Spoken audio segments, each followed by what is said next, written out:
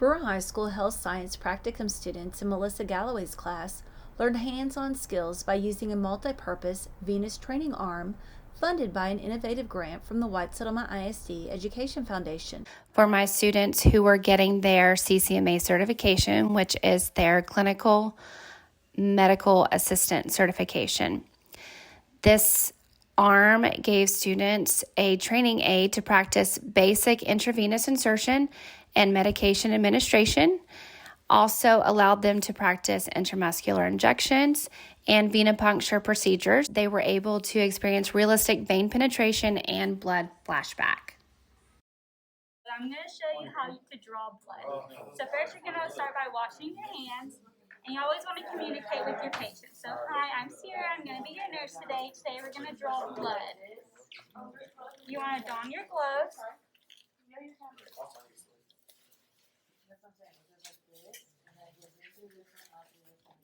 Is this the arm you prefer? Yes. Okay. So first you're going to do your tourniquet.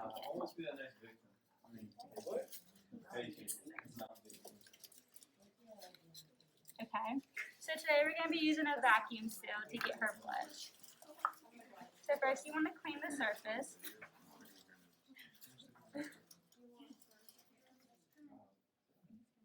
Okay.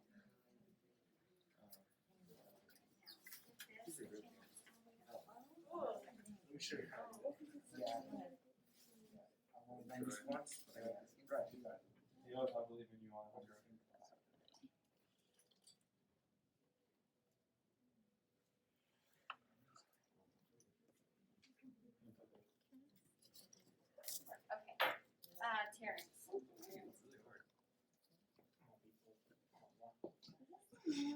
Yeah.